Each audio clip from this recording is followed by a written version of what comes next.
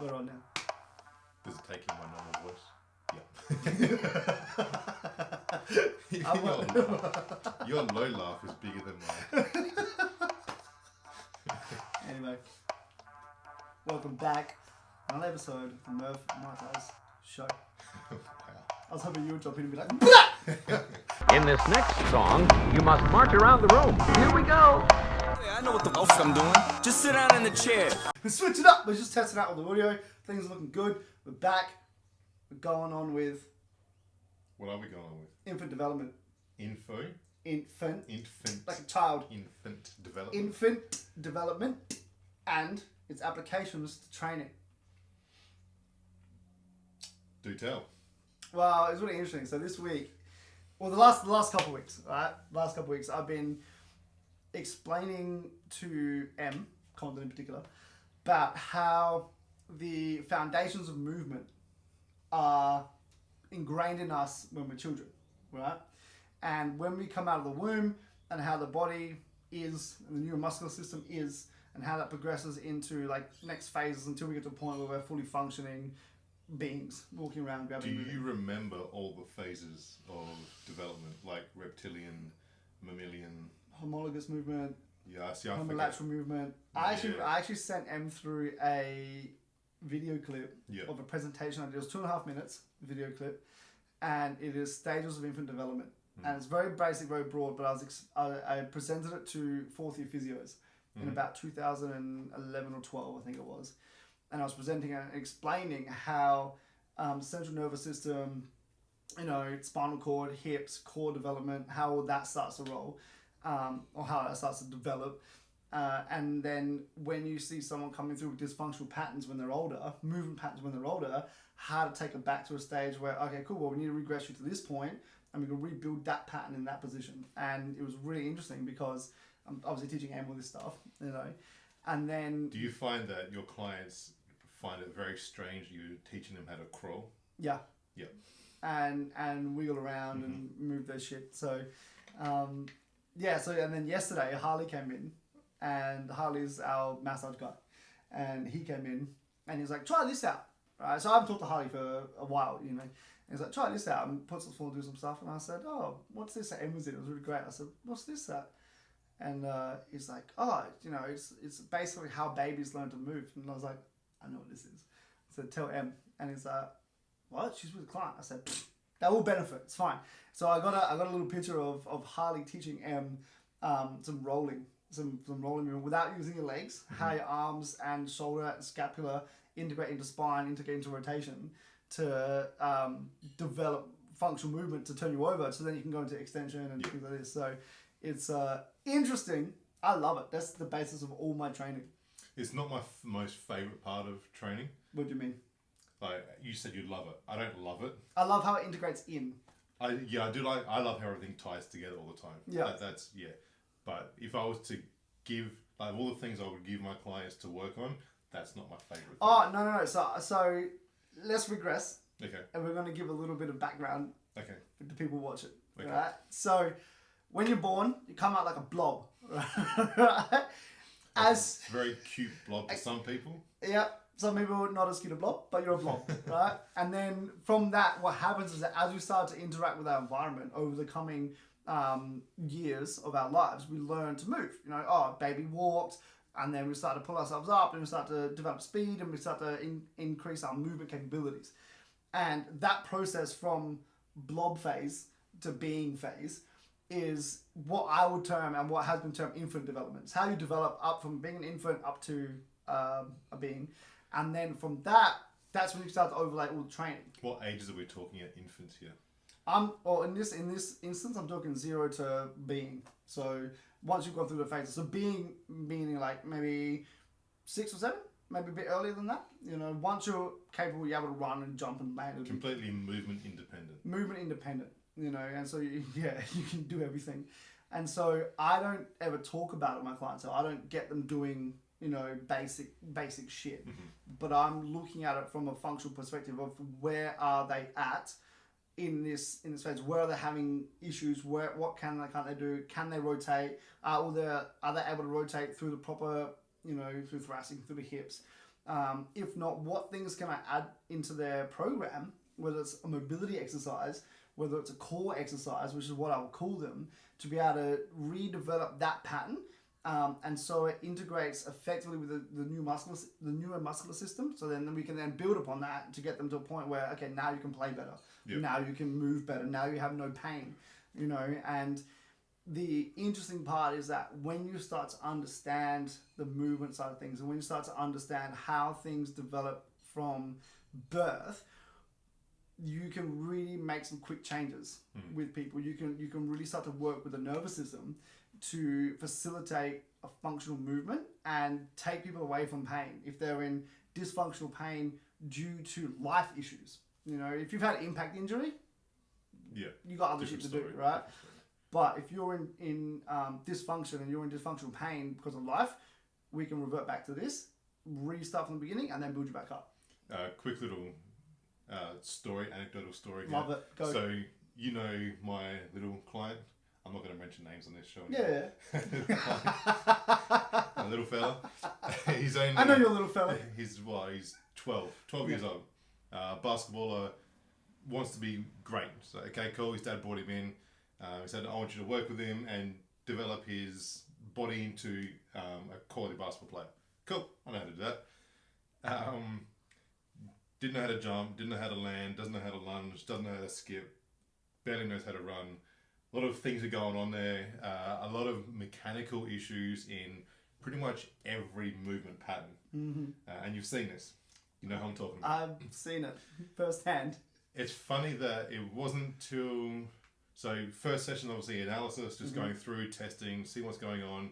Cool, this is where we need to work, which is pretty much everything we need to work on. Good. Second session, we started to test him on some more strict movements, see what he can handle technically. Not a lot. Cool. Third session's when you know what, I'm going to test this here and regress him, exactly what we just spoke about, back to that reptilian style of things where I got him crawling. So we're going to practice... basically, it's like a modified Spider-Man crawl. If you don't know what that is, have a look. So go through a Spider-Man crawl, which is hands and toes, hands and knees if you need to, crawling on the ground, working on that.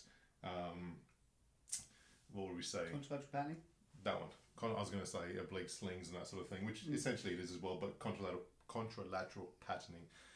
Working on that. The very next session, he could skip. I said, what I want you to do is practice that for the next week. Every day, just do a couple of laps up and down your hallway. Work on that. Don't stand up and walk around. Crawl everywhere. Crawl. You take it right back to the age of 6 months. Crawl everywhere.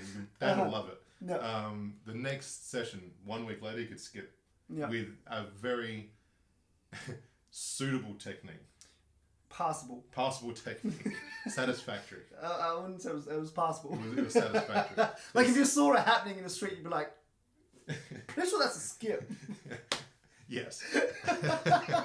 And that's exactly what we're just talking about, is as soon as you regress someone back to, it could almost be a part of their life they missed or skipped. And I know one thing Donald talks about, another shout out to you, mate, is we don't want no more text.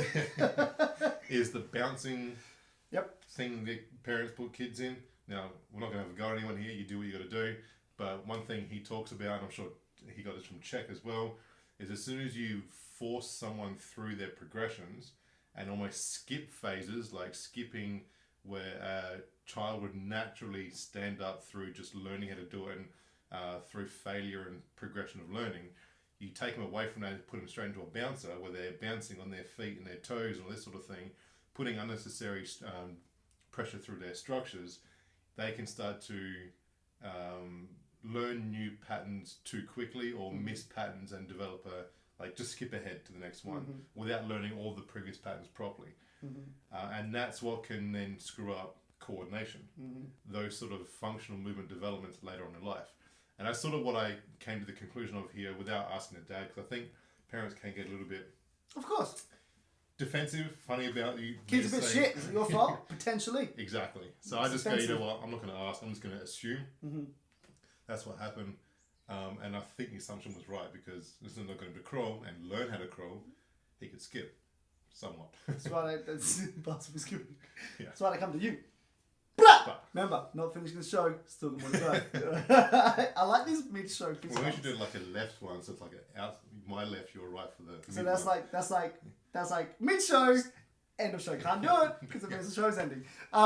Yes, no, exactly. And I think the what I like in regards to development and what I want people to understand more, and this is where we start to differentiate from what we've done to what the traditional PT, S&C kind of phases are, or phases of learning, what they're trying to go through, right? Yeah. Is Almost what uni's teaching. almost what teaching. Oh shit! Another episode that's going to come up in about 12 months. Maybe 18. Maybe 18 months. So basically what I like is that when you think about human development, when you think about human development, human life, when you think about human life, what you're talking about in regards to the reptilian phase of movement or development is when you think about the brainstem developing. Right? The evolution of humans has come through fish, reptilian, mammalian, and then neomammalian, right? So neomammalian. See, I do forget these names. I got it. I'm all over it. It's over here. It's where we work. That's why we work. So basically, the evolution of us to our development at the moment started as in the ocean. Then we grew legs, became reptiles. Then from reptiles, we climbed trees, became monkeys. Monkeys became humans. Right? If you're looking at basic evolution. And you can directly relate that to human life. Correct. Yeah. You're right. We want to break it down. Go. You got time. Because you think like in the fish, Yep. we were once fish. Yep. Tadpoles. Tadpoles. Little microscopic tadpoles. One of several hundred million. Mm-hmm. That's the fish phase, right? Yeah. Then you go into, what's a blob? What phase would that be? Well, that's when you're That's sort of coming fish out. still, isn't it? 'Cause you're Tadpoles developing legs, Yep. and then you roll over, And you and become you start the to crawl, reptile. and then you start to pull yourself up into things. There's the monkey. Then you start to think about things. And there's a human. There you go. And so what I like when you think Science. about when you think about brainstem development, right? And this is where I want to tie things in, is a little bit, not too much, is that when you think about brainstem development, right? We've got the reptilian brain, which is what? Safety, sex, and security, right? Now, as we start to develop and as the brain starts to develop within the womb, we then move the next part of that is the mammalian brain, right? When we start to think about other people's social interaction, right? And then as we start developing more and we come out of the womb, we start to develop like frontal lobe, start to develop the ability to think in retrospect and in hindsight and actually forethought rather than just acting as to where we are, where we're at, all right? Yep. Now, at each stage of development, it doesn't only tie in with movement, it also ties in with emotional and psychological development, right? And so this is where I think our difference is in what we provide is that you can actually start to look at, okay, cool, well, once, I'm not going into it too deep, once you start to look at, okay, where is someone's development lacking physically, that can also tie into some type of psychological, emotional construct, you know, and you can start to get into that a little bit deeper. You can ask different questions and start to really work out how the emotional side of things or how the psychological side of things is affecting that person dependent upon where they're at in a movement cycle. This could go so deep. Oh, so we can't go deep. We could go like spiral dynamics, meta programs. We're not going to go there. We just know about it and we're going to talk about it. We want to develop it. So the idea behind what we want to put out, right? I'm talking to the people, but I'm looking at you. Okay, is understand actual human development and how people can develop and how you can take your performance to the next level, right? And so it's not just about being an athlete or doing squats or rehab, whatever. And a lot of times I get questions from people around, oh, I don't want to watch a podcast because it's all about athlete development. No, it's not. It's about human development, and that's the level of performance that we need to get to, right? The idea being, which we discussed in the last show, about how we can take from athlete population to general population. The thing is, we're all human, you know? And so the idea behind the psychosocial development and then the biomechanic development is super intriguing for me. Like, super intriguing for me. But it gets so deep, and you gotta wonder, you gotta pick your time and place when to bring it up with clients. Of course. Because obviously they come to you initially with, I want to be able to jump, I want to be able to run faster, I want to get bigger or smaller, whatever it might be. And it does take time to then you just sort of drip feed little I bits. drip feed. You just little Consistent. dribbles, and then till they ask you, remember that conversation we had? Can I learn more? And you go, sit down, my friend. Sit down, my friend. We Here's got the some board. chit-chat. Let's go. Yeah. But yeah, it gets so interesting, and it does get very technical, and it can blow your brain. And I think I want to bring more of that into what we talk about. I'm happy with that. Yeah, I thought you would be. I was like, you know what, most people happy with? We talk about more of this shit. More of this shit. Hence why I wanted to bring up the infant development side of things, because we did discuss the idea that we're going to go ahead with and do a training for women, right? Series, all right, which we'll probably start with next week. We'll got a special guest next week. We'll lead into it a little bit, okay. But that's the kind of start of Yeah. it. But the idea behind human development and performance being not just tied to physical, right? Has to, at each stage of development, this happens, where you're at in regards to social, social development, where you're at in regards to your own intrinsic development, where you're at in regards to movement, all these things can tie in. And it's not stuff you would go through with everyone, but you need to understand the body being a system of systems, and it starts with when we're born, and I find it very interesting because my sister's just had a baby, right? Well, just a year ago. And seeing my niece's development, I'm like, cool, this is awesome, because you can actually see it in process. Yeah. I love watching the mechanics of a baby, how they move, and even like going from the whole into that, the monkey stage, what do we call it? Mammalian stage, where they're starting to learn the patterns of movement. I tell my clients, I go through the core lower abdominal exercises with my clients, and I say, the only people I know how to do this perfectly first time is babies. If you watch them breathe, Don't even cue them. they breathe perfectly. They don't fuck up once. Yep. Obviously their flexibility, mobility is perfect anyway, because they only fuck it up when they start sitting It's down. not really perfect little rubber bones. Yeah, there was that too. But they breathe perfectly. As they start to stand, they can start to squat perfectly. Everything is just, it's built into us how to move, ideally. It's only when we start sitting and doing other kinds of work and not moving enough that we start to screw all that up.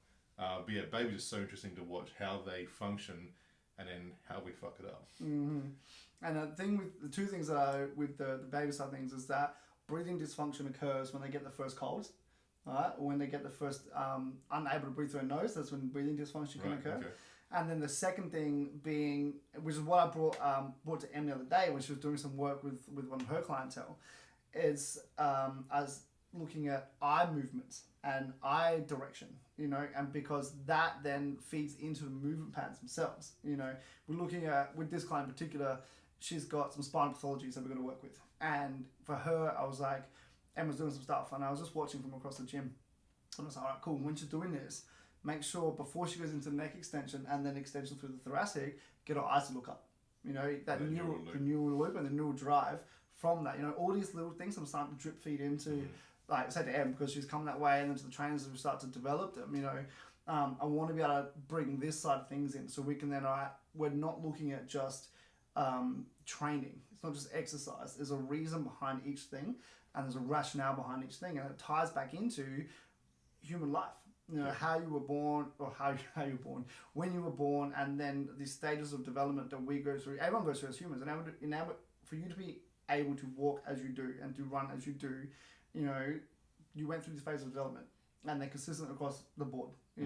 Provided there's no dysfunction and whatnot at birth.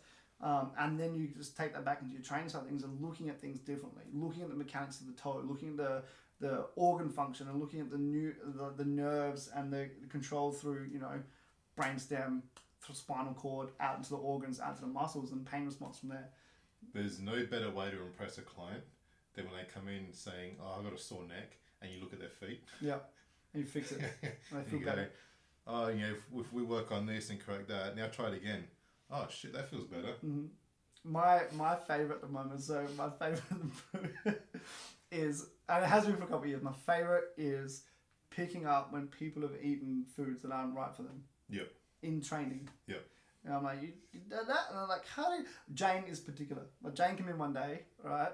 And I said to Jane, you have some bloody bread or some shit today? There's loading going on. Pasta or whatever? And she looked at me, she was like, I had a big lasagna for lunch. Fucking tell. Good job, Jane. Good job, Jane. Anyway, that kind of stuff. But anyway, next level. So this is like... So explain just quickly, because people are going, why would lasagna have an effect on training? Do tell them. So food intolerance or food sensitivities. All right. Intolerance is obviously the medical level where you've actually gone, okay, your blood's changed, whatever. Mm-hmm. Sensitivities are where you're affected by it, but it's not necessarily at a level that's going to affect you long term. All food affects everyone. All food affects everyone, but in different ways. Yes. All right. So if we're talking like gluten, for example, there's a hot topic, it's a popular one. Celiac is like you've got a blood and body response to the gluten. Mm-hmm. All right. Sensitivity is like you don't necessarily have a long-lasting response, and you can process it. It just takes time. You know, you have negative effects of it, energy, lethargy, that kind of stuff. So the effects, and this is something I talked about in that physio seminar as well. Oh my god, it takes me back. Was like if you have food that you're sensitive to, all right, whichever it may be, whatever foods that may be, it affects the digestive system. All right. Now the digestive system is affected in a way that, or is developed in a way that the innervations of the digestive system also work out. The nerves actually attach out into the core.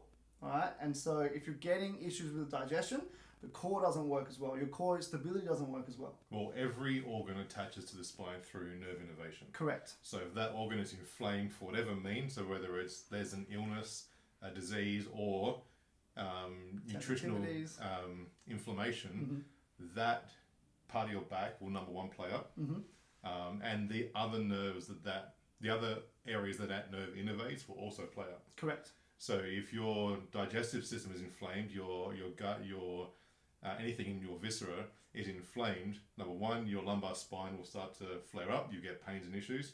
It'll start to inhibit your core function. Therefore, you can't control your core. You have back pains, and your function is completely. I was trying to lead you out. Like, got it. Yeah.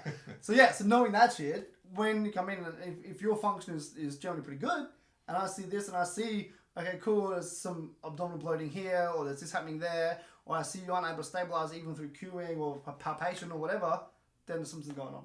Something deep is going on. What's something else that can cause that for females? Do you want to bring it up?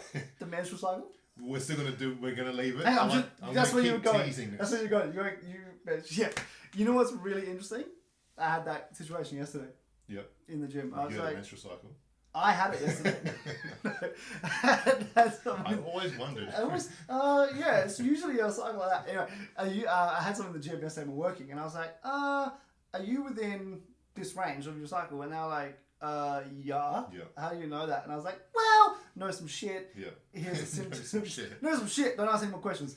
And that can affect it as well. Yeah. But we'll go through that in our women's seminar series. Coming at ya. And on that note, we're getting out of here. Thanks for listening.